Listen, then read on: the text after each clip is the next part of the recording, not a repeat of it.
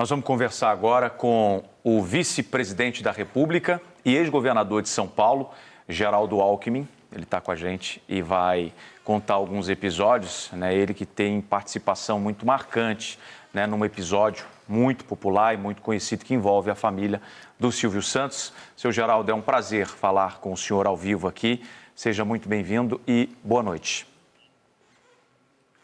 Muito boa noite, quero cumprimentá-los, transmitir o nosso sentimento, as nossas orações a toda a família do Silvio Santos, sua família amplificada, os comunicadores, todo o time do SBT, e dizer que conheci o Silvio Santos na década de 70, quando tinha um programa chamado Cidade contra Cidade, que era muito bonito, porque mostrava cidades do estado de São Paulo, do Brasil, e Pindamonhangaba. Eu era prefeito de Pindamonhangaba na década de 70, foi campeã, venceu durante um mês inteiro. Nós ganhamos 3 ambulâncias. Cada vez que você vencia, você ganhava uma ambulância para Santa Casa, para Pai. Então mostrava muito a cidade, o cantor, o artesanato, música, dança, um programa muito bonito na década de 70, comandado pelo Silvio Santos. E depois disso, seu Geraldo, quais são as outras histórias? Essa é uma história curiosa que muita gente, né, do grande público não conhece. O programa Cidade contra Cidade, né, que permitia as cidades ali apresentarem, sobretudo o interior de São Paulo, que tinha de destaque. Né? Após esse episódio compartilhado pelo senhor na década de 70, como foi aí, né, como se permeou, né, a história com o Silvio Santos, o senhor que também como governador de São Paulo, tinha, claro, um político de grande expressão no nosso Brasil, tal qual foi Silvio Santos durante uma época de sua vida. Quais eram os contatos, sobre o que geralmente eram os assuntos quando vocês se encontravam, o vice-presidente, perdão? Olha, o SBT sempre fez debates, né, para governador, para presidente. Então, quando comparecia nos debates, o Silvio Santos era muito generoso, muito fidalgo. Então, ele ia até o camarim para desejar felicidades, para cumprimentar, dar as boas-vindas aos pré-candidatos. Mas o momento mais complexo, mais difícil, eu diria, foi em 2001. Havia sido sequestrada sua filha, a Patrícia. Ela foi sequestrada, o sequestro se resolveu, mas um dos sequestradores, eu acho que com dificuldade de fugir de São Paulo, ele foi à casa do Silvio Santos às 6 horas da manhã, 6h30 da manhã, eu acho que para tentar que o Silvio Santos arrumasse helicóptero, uma maneira de ele fugir. E isso foi percebido, porque tinha uma jornalista ali às 6 horas da manhã, tentando pegar a saída do Silvio Santos para falar sobre o sequestro da Patrícia, e ela percebeu e avisou a polícia.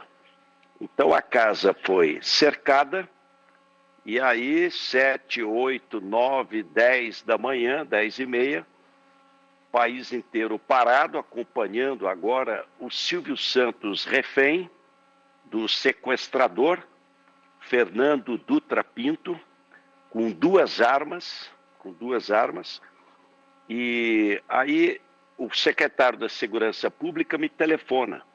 Eu vinha mantendo contato com ele a manhã inteira, dizendo, olha, o sequestrador, o Silvio Santos me ligou, ele tinha o meu celular, e disse que se o governador for lá, ele se entrega. Nós entendemos que não é adequado, que não deve, que não pode, e vamos continuar a negociação.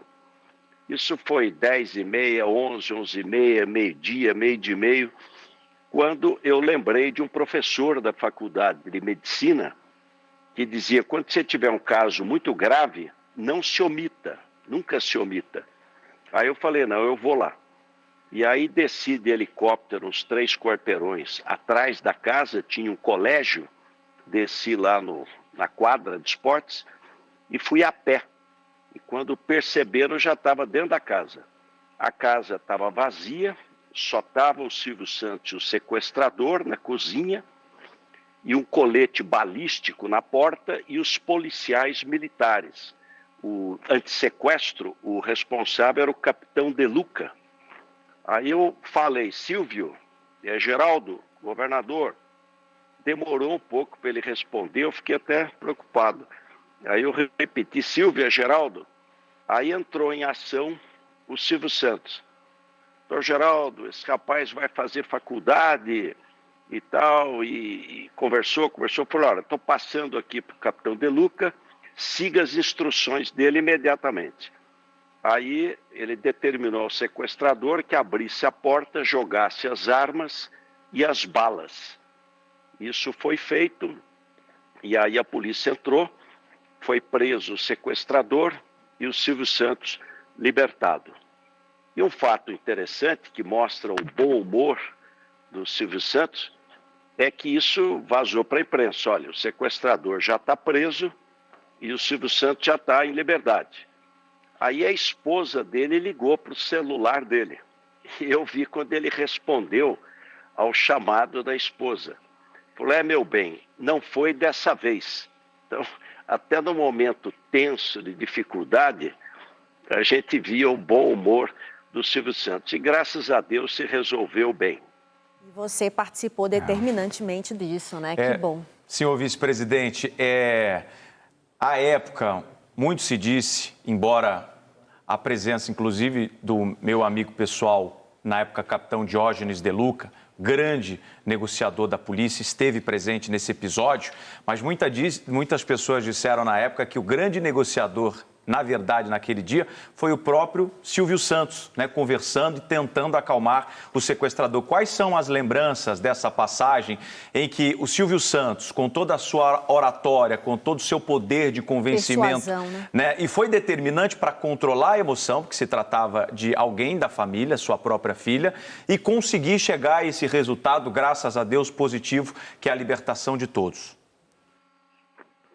Olha, eu não tenho dúvida de que foi a capacidade de comunicação, como você bem disse, de persuasão, que fez o sequestrador se entregar.